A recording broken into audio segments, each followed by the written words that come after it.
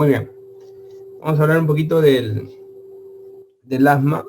No es una cosa difícil, hay que conocer algunos aspectos nada más, pero sí sobre todo entender el concepto de fondo, ¿no?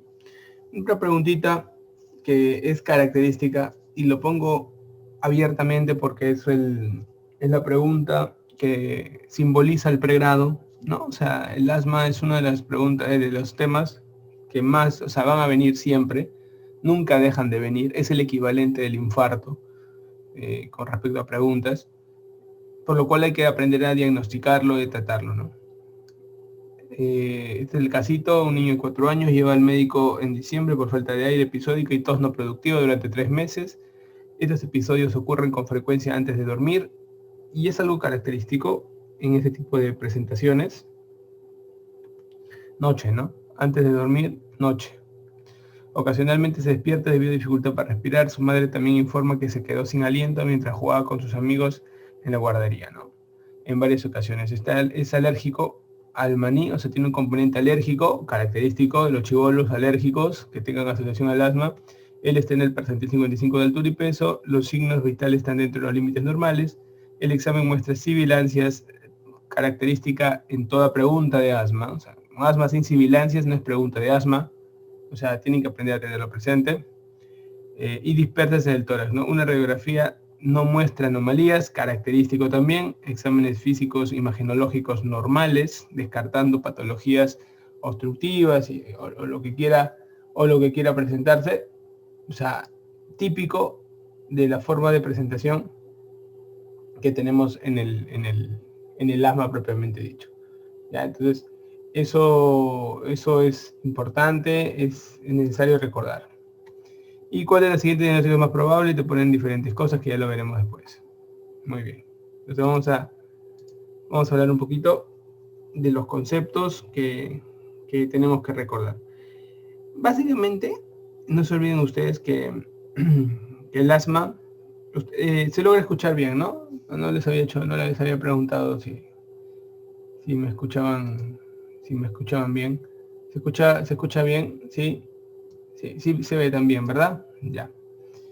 Entonces, básicamente el concepto de asma no ha cambiado nunca en la historia. Es una patología obstructiva irreversible, ¿no? Entonces, con el hecho de ser reversible lo diferencia del EPOC. Y la pregunta es, ¿cómo se convierte en una patología obstructiva, ¿no? ¿Es aguda o es crónica? Ah, ya, doctor. Normalmente el asma es una enfermedad obstructiva crónica que puede tener reagudizaciones. Ah, es diferente, ¿no? O sea, yo tengo que entender que es un concepto de muchos años esta enfermedad, pero que puede volverse con cuadros agudos. Entonces, cuando una enfermedad te pregunten que es crónica y que puede volverse con cuadros agudos, quiere decir que hay factores desencadenantes. Eso es muy importante recordar. A ver, entonces, puntualmente, ustedes en su mente, cuando vayan a ver un paciente con asma, en su mente tienen que aparecer dos cosas, dos universos. Nosotros tenemos en mente el asma alérgica y el asma no alérgica. Así puntual, ¿sí? O sea, hay un asma que su componente nosotros conocemos como alérgico y hay un asma que su componente no alérgico. Entonces, cuando nosotros hacemos un versus mental de entre quién nos enfrentamos, siempre tenemos que recordar 4 características que diferencian el asma alérgico y no alérgico. Siempre, en las preguntas, sabiendo solo eso, te resuelves todas las preguntas de examen. Por ejemplo, el asma alérgico es más frecuente. Esto ocurre en los niños. Y tú dices al toque, pues el asma no alérgico será menos frecuente. Y si este es niños, este será más de adultos. Pues. ¿Sí? O sea, por lógica tienes que negar uno a hacer otro, ¿sí? El alérgico viene con A de atopía. Tú pones así, atopía. En cambio, el no alérgico viene con no alérgico, no atopía. ¿Te das cuenta? El alérgico le haces, como es un niño, los niños son, o sea, los niños, entre comillas, tienen una respuesta mucho más fácil a los tratamientos que uno le dé, ¿sí? Por lo tanto, su sistema inmunológico es más inmaduro El tratamiento responden bien todos. En cambio, en los adultos el tratamiento es más difícil. Eso te tienes que llevar como base de lo que hacemos siempre. Todos los que hemos de una u otra manera estado cerca de esta enfermedad, hemos entendido esto. Por ejemplo, las guías se dedican al último punto, ¿no? Al tratamiento. Porque cómo hacer que el tratamiento sea más fácil, ¿no? Así de sencillo.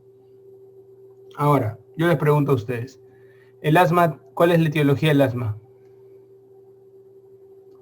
¿Cuál es su etiología? Si uno analiza, no hay pues, no tiene, no sabemos. Solamente existen factores de riesgo. ¿Cuáles son los factores de riesgo más importantes del asma? Ustedes tienen que recordarlo así, ¿no? Básicamente, doctor, cuando a mí me preguntan factores de riesgo, en mi cabeza tiene que aparecer cosas puntuales, ¿no? Por ejemplo, ¿no? Una forma para fácil recordar, por ejemplo, yo me acuerdo así, ¿no? FAT. Familiares, mamá asmática, hijo asmático. Tu regalito. Tu regalo. Así es, muy bien, Israel. Familiares es el más potente. Eso nunca se olviden, ¿ya? O sea, mamá, hijo, papá, hijo. Eso es tu regalo, ¿ya? Las alergias están cerca. O sea, chibolos alérgicos, más cerca al asma, con A de asma, las alergias, ¿no? Y luego los desencadenantes. Ahora, los desencadenantes van a depender mucho dentro de la fisiología si van a determinar si es un asma alérgica o si es un asma no alérgica. ¿Ya? Y esto, ¿cómo así? Por ejemplo, la fisiopatología, hay una fisiopatología que nosotros le decimos fisiopatología general, porque todas las enfermedades desencadenan en un mismo proceso, ¿no? Pero hay algunos caminos donde son muy específicos de algunas enfermedades donde la farmacología investiga más algunas rutas, ¿no? ¿A qué me refiero, no? Por ejemplo, dices, oye, estos carros, la ruta de este carro tiene que ir, ponte, del Hospital Rebagliati al Hospital Almenara. Esa es su ruta general. A todo el mundo sabe que el carro va a ir de igual del Rebagliati y del Almenara. Pero su ruta específica, no, pues este va por, no sé, por la vía expresa, y el otro va por Arequipa. O sea, tienen una ruta distinta, pero al final van a lo mismo. A eso quiero que entiendas. En el asma ocurre lo mismo. Hay una ruta general y hay una ruta específica, ¿sí? Por ejemplo, y esto se va a ir asociando, ¿eh? Voy a asociar desencadenantes con fisiopatos, para que sea fácil, mira.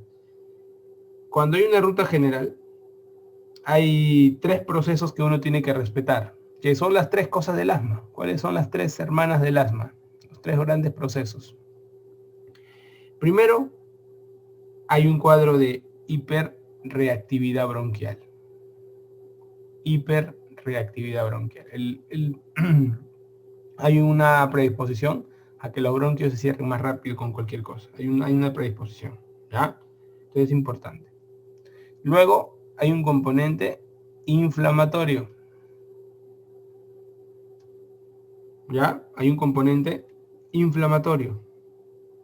Entonces, tú dices, ¿no?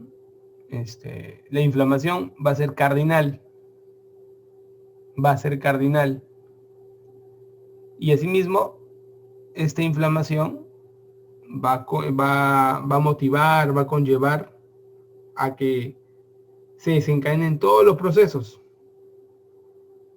determinandos de la inflamación. O sea, la inflamación como que va a mandar y va a hacer de que todo comience por ahí, ¿sí? Entonces, acuérdense, ¿eh? Hiperreactividad bronquial y va a haber inflamación. Ahora, asimismo, va a haber un aspecto, si ustedes dan cuenta, entre los dos ya se hacen casi todo el 100% de la tríada clásica, ¿no?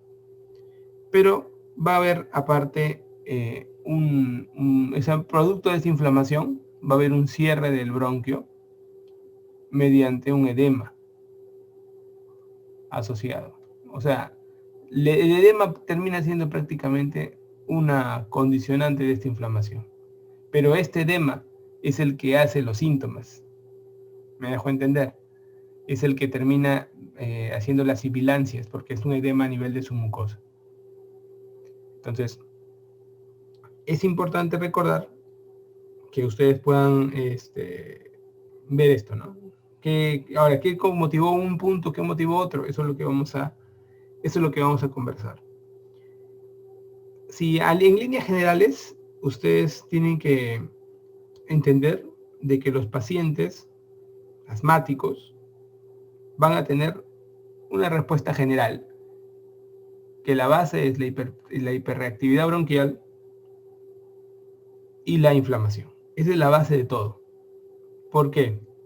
Porque la hiperreactividad bronquial va a hacer de que se cierre de golpe el bronquio. ¿Sí? Esto es. Entonces si le damos un fármaco, le quitamos la hiperreactividad bronquial.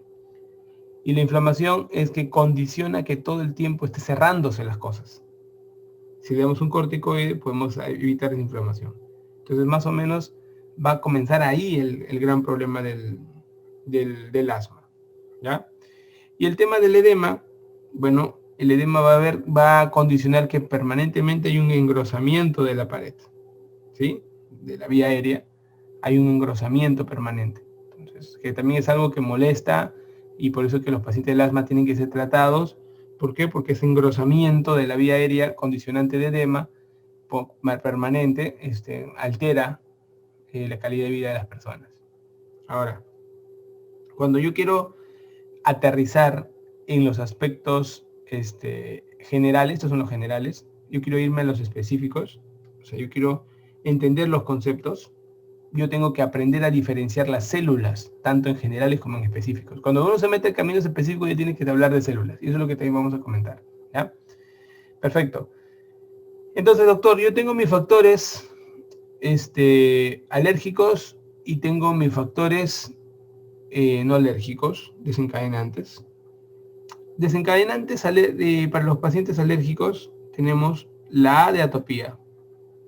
Es la base del problema. El desencadenante básico es la atopía. ¿Qué es la atopía? Es el anormal aumento de eosinófilos que vas a encontrar en estos pacientes. Es anormal. ¿Sí?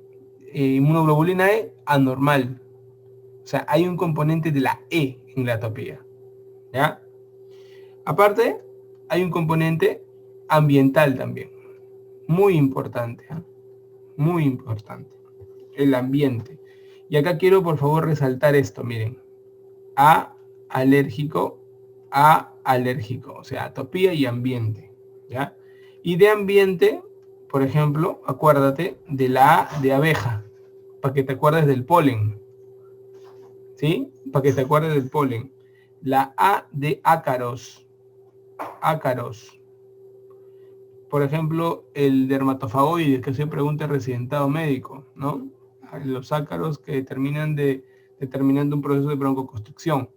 La A de animales, por ejemplo, la caspa de los perros o de los gatos, terminan secretando esta reacción en los alérgicos. Aléjalos. Entonces, estos son fundamentales. Todos los demás son floro, barato. Y barato, requerente barato. En cambio, los no alérgicos, en pacientes que son asmáticos no alérgicos, van a ser sobre todo los virus. Y eso es bien importante porque en los niños determina mucho. Ahora con el coronavirus había un desencadenamiento de aumento de crisis asmáticas en pacientes con este tipo, ¿no? Por ejemplo, acá también está el famoso cambio de temperatura, ¿no? El aire frío. Ay, doctor, cambio de temperatura, se me ha cerrado el pecho. Otra cosa, el ejercicio físico también está acá. Acá, por ejemplo, pueden hacer ejercicio físico, por ejemplo, consideran a la risa, al ejercicio. No sé si a ustedes les ha pasado que han visto un pata que se ríe bastante y comienza a sibilar, como que sibilar, ¿no? Hacer unas sibilancias. Entonces puede presentar eso. Asociaciones a fármacos, tenemos a la aspirina. Asociaciones a fármacos, tenemos a la aspirina. ¿Ya? Y luego también, ustedes cuando normalmente algún irritante, de repente comen algún ají, también se puede asociar, ¿no? Irritantes.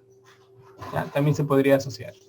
Entonces, estos son desencadenantes que van a modular esas respuestas. Ahora, cuando uno ya conoce esto y entra a la fisiopatología, es importante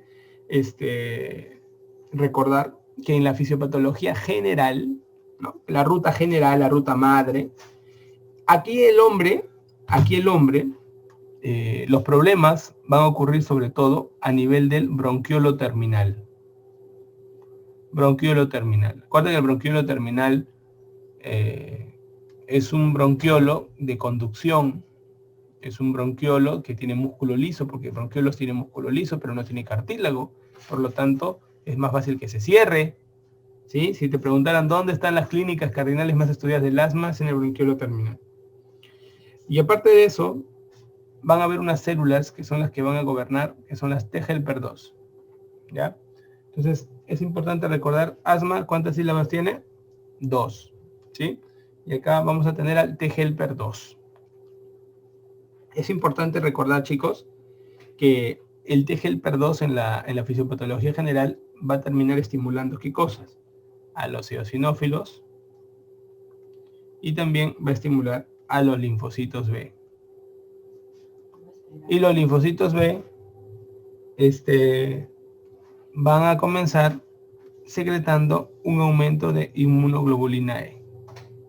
O sea, va a haber una normalidad en la E. Y todo comienza con 2, helper 2. Recuerde, 2 y 2 es eosinófilos, inmunoglobulina E. ¿Ya?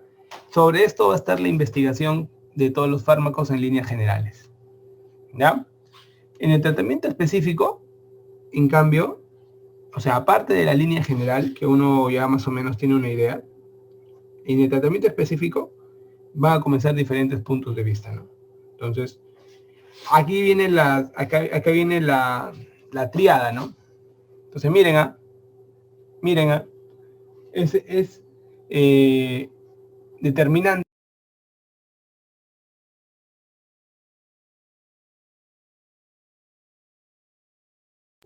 Por ejemplo, ¿no?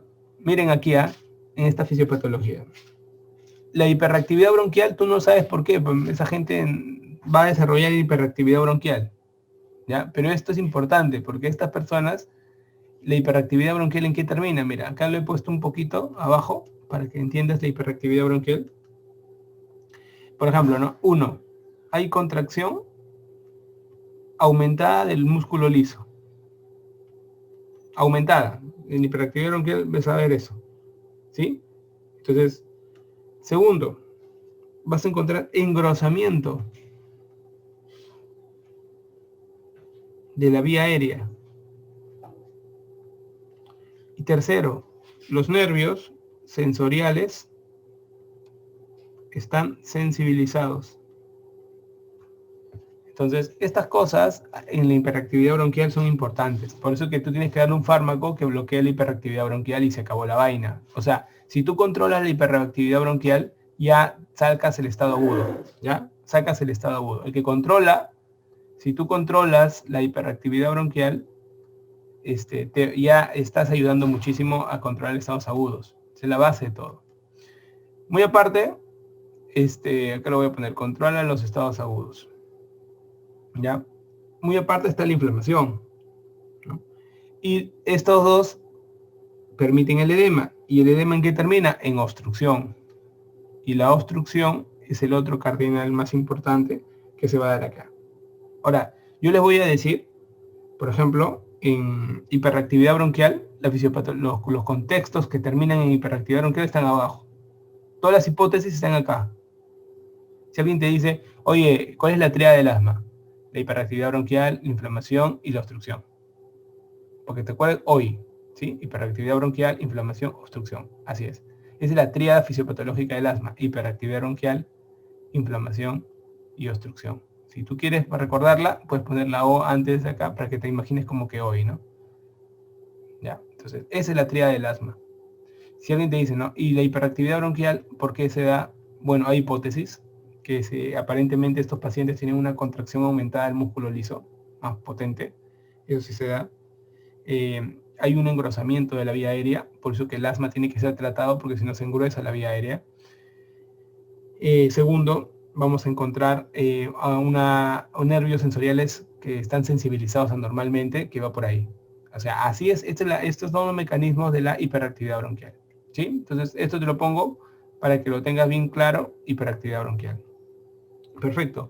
Ahora, te voy a hablar de la inflamación, fisiopatología de la inflamación. La inflamación ya te dije yo que es la base del asma. O sea, la inflamación es la base del asma. La línea general de la inflamación, ¿cuál es? Un TGLPR2, la línea general, que termina activando eosinófilos y secretando inmunoglobulina E a través de linfocitos B. Eso se llama línea general, como se dice la ruta, ¿no? Del Reo al Almenara, una ruta. Llegas, el carro va de Reo al Almenara, listo, pero no te dice por dónde va. Ya, cuando te habla de rutas específicas en el asma, existen dos grandes rutas específicas. Y acá se divide en asma alérgico y asma no alérgico. ¿Ya? Porque así cuando tú leas, pues te vas a bloquear un poco y dices, oye, no entiendo, porque hay dos tipos de... Ahí se llaman rutas específicas. El asma alérgico, ¿cuál es la ruta que, digamos, se ha visto que tienen estos chicos, ¿no? Que aparentemente hay un aumento de hipersensibilidad mediada por inmunoglobulina E. Los alérgicos están súper mediados por inmunoglobulina E.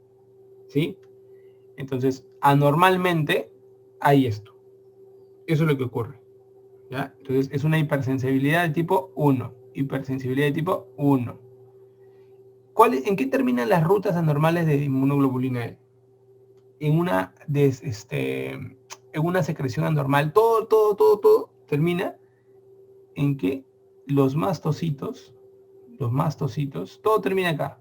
Todo el floro, o sea, imagínate, pues tú te lees todas las páginas de la fisiopatología del asma alérgico, todo el florazo, al final, y la pregunta que te van a hacer a ti es esta. Todo termina en mastocito, y el mastocito anormalmente libera histamina. ¿Ok? Anormalmente libera histamina. ¿Por qué? Porque comienza a reconocer todo de manera normal.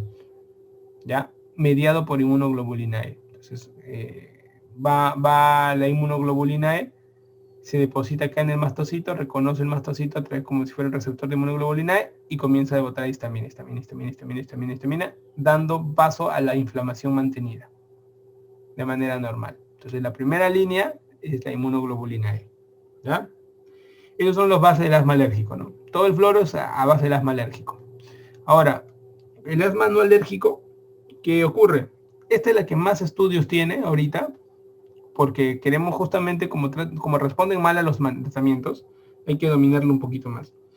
Entonces, comenzaron a estudiarse primero con los irritantes. Cualquier irritante externo que venga, que por ejemplo como esta, ¿no? Virus, ¿sí? Aspirina, bueno, en general, ¿no? Todas esas cosas terminan influyendo, ¿no? Al comienzo todo lo metían en una sola bolsa, irritantes, todo lo metían en una sola bolsa, ¿ya? Pero luego se dieron cuenta que tienen que dividir en dos, hay dos momentos, los irritantes generales y luego tenemos los asmas inducidos, por ejemplo, como por aspirina. Interesante porque tiene otra vía dentro de los no alérgicos, que son vías más potentes. En las vías de los irritantes, ¿saben cuál es la célula madre acá? Los neutrófilos. Todo termina en neutrófilos. ¿Ya? Y los neutrófilos, mira, todo lo que venga termina aumentando los neutrófilos y los neutrófilos terminan haciendo un proceso de inflamación o un edema de la submucosa. Edema de la submucosa y edema de la submucosa termina siendo obstrucción. Y cuando tú, por ejemplo, tienes una mediación por aspirina, la aspirina, ¿quién inhibe? A la COX-1, ¿no? Inhibe COX-1. Si inhibe la COX-1, ¿qué pasa? Baja la prostaglandina. Esto lo han preguntado en el examen. La prostaglandina de 2 disminuye. ¿Ok?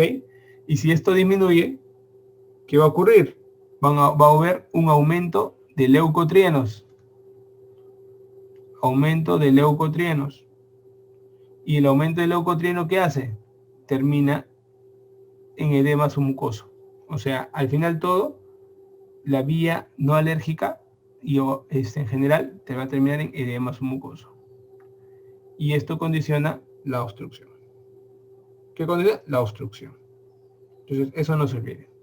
¿Ya? Eso no se olvide. Entonces, ¿qué cosas tenemos que llevarnos y qué cosas son importantes y qué cosas han hecho que la gente investigue esto? Entonces dijeron todos, ¿no? Oye, si estamos viendo que el problema acá es la inflamación, o sea, es lo más importante dentro de la tríada, ¿sí? Claro, por eso que los AINES es un problema con los asmáticos, ¿no? porque puede desencadenar patologías obstructivas en pacientes asmáticos. Sí, es verdad. Entonces, miren, las investigaciones farmacológicas, cuando veamos fármacos, va a estar metido aquí, pues. Van a haber fármacos. O sea, ¿cuál es la base? ¿Cuál es la base del tratamiento del asma? Los corticoides. ¿Por qué los corticoides? Porque en la fisiopatología general están involucrados los linfocitos T helper 2. Por lo tanto, el corticoide bloquea el T helper 2 y termina disminuyendo tanto los eosinófilos y la producción de inmunoglobulina E de manera general.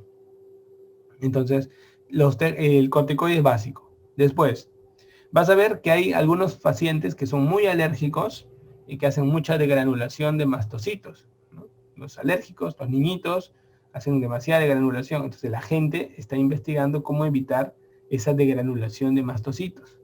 Por ejemplo, ¿no? Por ejemplo, el cromoglicato, por ejemplo, trabaja sobre los mastocitos, ¿no? Entonces, interesante. Otro, en el asma no alérgico vemos que hay irritantes que van a afectar la vía a nivel de neutrófilos, edema submucoso y obstrucción. Ya, pero no podemos trabajar sobre esa vía, es bien complicado. En cambio, en la vía no alérgica, vemos que la aspirina, por ejemplo, inhibe la COX-1, disminuye la prostaglandina E y aumenta los leucotrienos. Entonces, se crearon fármacos antileucotrienos también. Entonces, los fármacos antileucotrienos, si yo los utilizaría, ¿para qué serían? Para disminuir la dosis de los corticoides, porque ayudarían en las vías fisiopatológicas de la inflamación. ¿Te das cuenta? Qué bonito, ¿no? O sea, quiere decir que ustedes no tienen por qué comerse todo el tratado de fisiopatología del asma, solamente recordar estos conceptos que les estoy diciendo, que son los conceptos madre, y sobre estos conceptos madre comienzan todos los fármacos que se han investigado en el tema respecto al asma. Y ojo, estoy hablando que la base son los corticoides. Doctor, y si yo le quiero sacar el problema agudo, tú le quieres sacar el problema agudo, o sea, le quieres mejorar la obstrucción, dale un beta 2. Los beta 2 te van a quitar de manera mecánica, pues, la obstrucción, pero no te tratan la enfermedad, porque el tratamiento de la enfermedad es con antiinflamatorios, ¿correcto? Muy bien. La obstrucción es el tercer mecanismo fisiopatológico y la obstrucción se da por dos cosas, ¿no? Porque aumenta la vía parasimpática, ¿no? Aumenta la vía parasimpática, hay un aumento de la vía parasimpática y aparte aumentan las células de músculo liso. O sea, miren, hay una obstrucción y una hiperactividad bronquial, ¿ok? Que está en ellos, y aparte de eso, la condición de enfermedad crónica va a llevar a que hay un aumento de la vía parasimpática y también un aumento de las células de músculo liso. Y lógicamente el aumento de la vía parasimpática va a llevar a que haya una broncoconstricción permanente, un aumento de la secreción de moco y lógicamente edema asociado, ¿no? O sea, es un círculo vicioso. Entonces, estos pacientes mantienen un cuadro obstructivo por eso. Se ha descubierto que tienen un aumento de la vía parasimpática y un aumento de las células musculares. Entonces, está asociado, ¿no? Si se dan cuenta, si ustedes así fríamente ven, el tratamiento del asma son dos cosas, ¿no? Hiperactividad bronquial e inflamación. ¿Por qué? Porque la obstrucción es complicación ¿de quién? Del edema, ¿sí? Y este cuadro inflamatorio edematoso que termina en obstrucción, luego se han buscado análisis todo y vemos que al final las pacientes, si tú bloquearas la vía parasimpática, por ejemplo, ayudarías bastante, ¿no? A controlarlo un poco más, y también el aumento de células de músculo liso, ¿no? Pero al final todo es bloquear, o sea, tratar la obstrucción o tratar la inflamación. O sea, los eventos fisiopatológicos nacen aquí, ¿sí? Entonces, esos son detallitos que una persona, cuando ustedes estudian asma, ustedes tienen que tener en mente, ¿no? La tríada del asma, ¿qué me preguntarían a mí? ¿Cuál es la tríada del asma? Hiperactividad bronquial, obstrucción, inflamación. Perfecto. ¿Cuál es la base del tratamiento del asma? Controlando la inflamación. Perfecto. ¿Cuál es la fisiopatología independiente? No, doctor, hay dos tipos de líneas. Una cosa es la fisiopatología general que rige sobre el asma, que es una alteración de los T helper 2, que a nivel de los bronquiolos terminales se da la mayor parte de la clínica, en el cual al final las conclusiones son de que va una alteración a nivel de eosinófilos y inmunoglobulina E. Pero luego hay una fisiopatología específica que nos permite entender que el asma tiene un componente alérgico y no alérgico. El componente alérgico depende mucho de la inmunoglobulina E, y por lo tanto va a trabajar la vía de hipersensibilidad tipo 1, están involucrados los mastocitos en la liberación de histamina, y el asma no alérgico, que se sigue estudiando, siguen saliendo nuevas líneas fisiopatológicas, pero al menos hoy día están bien estudiadas dos líneas, la de irritante y la de aspirina. La de irritante trabaja diciendo que hay un aumento anormal de neutrófilos que terminan ayudando a que haya un edema submucoso y luego patología obstructiva. Y lo de la aspirina es que hay una disminución de la prostaglandina E2 por inhibición del COX, aumento de leucotrienos y termina habiendo edema submucoso y obstrucción. O sea, si ustedes explican así, quiere decir que ustedes conocen la vía fisiopatológica del asma, ¿no? Y las investigaciones están en esta línea fisiopatológica. Entonces, cuando tú des tratamientos, vas a ver que cuando yo te hablo, por ejemplo, antileucotrienos, tú ya sabes, te imaginas que sí, pues hay una línea que trabaja sobre esa vía, ¿no? Yo te digo, oye, sí, mira, esto ayuda a bloquear la degranulación de mastocitos. Ah, ya, sí, porque es una vía dentro del asma, ¿no? O esto bloquea a nivel de linfocitos porque es manejo corticoide. Ah, ya, te está hablando de la inflamación que es la base del asma, ¿no? O esto es un beta 2 agonista de acción corta porque te ayuda a desbloquear la obstrucción. Claro, porque hay un componente obstructivo permanente, ¿no? Que cuando uno analiza los componentes obstructivos, se da cuenta que hay un aumento de la actividad parasimpática en los pacientes asmáticos y hay un aumento de células de músculo liso. Entonces, comienzan a salir un montón de conceptos, pero si tienen ustedes las cosas claras, ¿no? Y no se olviden que las hipótesis de hiperrespuesta bronquial o hiperactividad bronquial se basan en esas tres grandes que estamos viendo, ¿no? Anormalmente va a haber eso. Hay gente que ha estudiado años que dice que ahí sí hay aumento, los músculos lisos de bronquiolos terminales se contraen mucho más fuertes.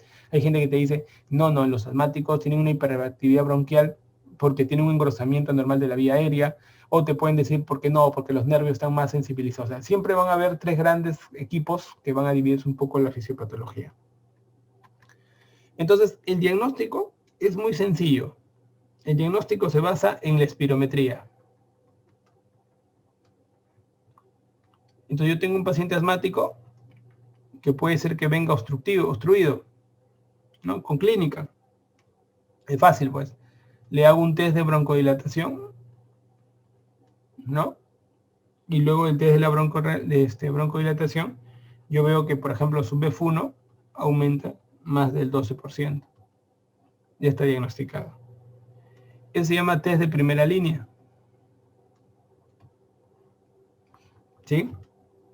Entonces ya con esto digo, sí tiene, ¿no? Reversibilidad.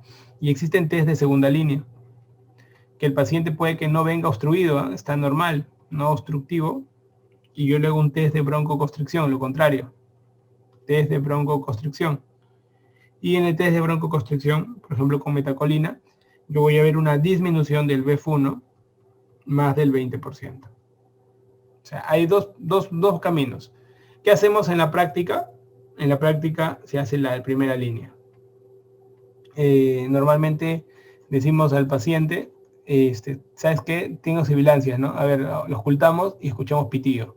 Ya le metemos un par de salbutamoles, y le decimos, espérate 20 minutos ahí y te vuelvo a tomar la espirometría. Luego pasan los 20 minutos, le hacemos el test de espirometría y vemos que hay una mejora sustancial del BF1. Y ese es el diagnóstico del asma. Esto, por ejemplo, es diferente al EPOC, ¿no? Porque en el EPOC no hay reversibilidad, así que no hay forma.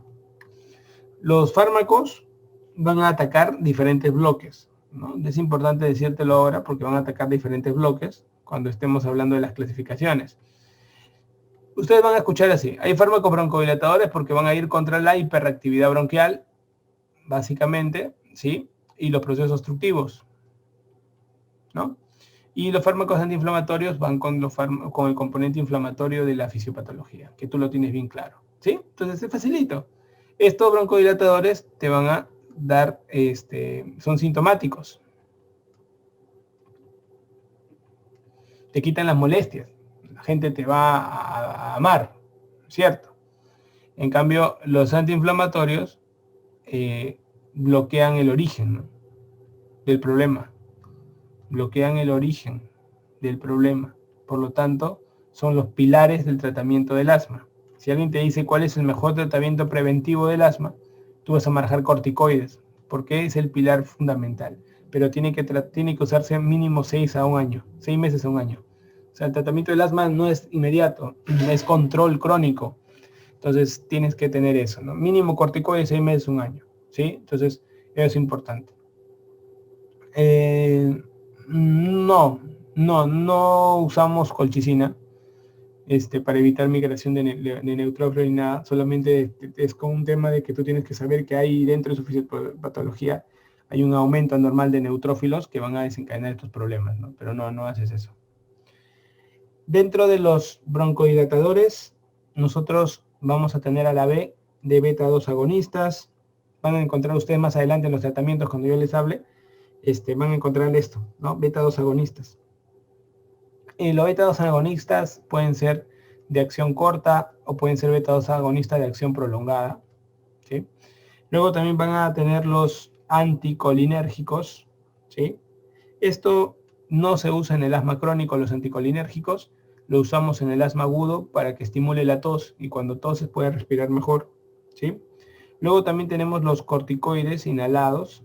¿Qué, doctor? Pero los corticoides inhalados no son antiinflamatorios, pero también tienen un efecto broncodilatador, los corticoides inhalados, ¿sí? Entonces también van a ayudar al control de la hiperreactividad bronquial. Y esto es interesante. O sea, que sí que un corticoide inhalado puede ayudar al control de la hiperreactividad bronquial. Bastante interesante. Pero también va a disminuir el edema, por lo tanto el componente obstructivo. Y aparte te bloquea el inflamatorio. O sea, date cuenta que el corticoide inhalado es un pilar brutal. También trabaja como un efecto broncodilatador. Claro, no es tan potente inmediatamente, vas a ver sus efectos, pero sí trabaja sobre la broncodilatación, ¿ya? Entonces, esto es interesante. En el componente antiinflamatorio, lo más llamativo son los corticoides. Bueno, los corticoides podrían ser, por ejemplo, en efectos antiinflamatorios, acá vamos a entender que los corticoides van a trabajar bloqueando toda la línea inflamatoria básica, ¿no? O sea, el corticoide te va a bloquear el TGLP2 que está fregada. Luego tenemos los antileucotrienos. Los antileucotrienos, por ejemplo, el Montelukast, trabaja sobre la vía antiinflamatoria también. Las cromonas, ¿no? Las famosas cromonas. Acá te lo pongo, antileucotrienos. Las cromonas también, ¿no? El cromoglicato va a bloquear a los mastocitos. También está en la vía inflamatoria. Entonces tú en tu cabeza cuando yo digo mastocito, tú te imaginas todo lo que hablaba anteriormente de fisiopatólogos. ¿Te das cuenta? Luego van a haber fármacos, por ejemplo, que van a bloquear a la inmunoglobulina E. Por ejemplo, el omalizumab, que se utiliza en niveles muy severos. Entonces tú dices, claro, inmunoglobulina E está dentro de la fisiopatología. Entonces te das cuenta. O sea, es importante que entiendas que estos son los fármacos que uno va a mirar, ¿ya? Acá abajo te pongo nada más un efecto, ¿no? Normalmente, dense cuenta, ¿qué hacen los beta 2, los beta adrenérgicos, ¿no? Las catecolaminas? Van a trabajar sobre la célula. ¿Influye mucho esto? Sí, influye. ¿De qué manera? De que de una u otra manera hay diferentes bombitas. Miren aquí, por ejemplo, la insulina. La insulina es estimulada por aumento de potasio, es inhibida por disminución del potasio, ¿sí? Y la insulina estimula también las bombitas a nivel de la zona celular, ¿no? Esto se relaciona mucho con los beta adrenérgicos, porque una complicación de los beta 2 agonistas, una de las complicaciones que uno vaya, digamos, a encontrar dentro de los tratamientos, justamente son los problemas de hipocalemia, ¿no? Que se puedan presentar. Entonces, esas vías, digamos, de componentes de estimulación hipocalémicos van a ser justamente porque son estimuladores de estas vías. O sea, les gusta meter potasio dentro de la célula, ¿no? Entonces, te lo pongo aquí. ¿Por qué? Porque dentro de todas las complicaciones que más vemos cuando se hace uso y abuso de fármacos, estos componentes hipocalémicos se van a presentar bastante, ¿no? Ahora, estos son los fármacos que de una u otra manera van a ser responsables del tratamiento pilar que vas a manejar tú en el asma, ¿no? Mira,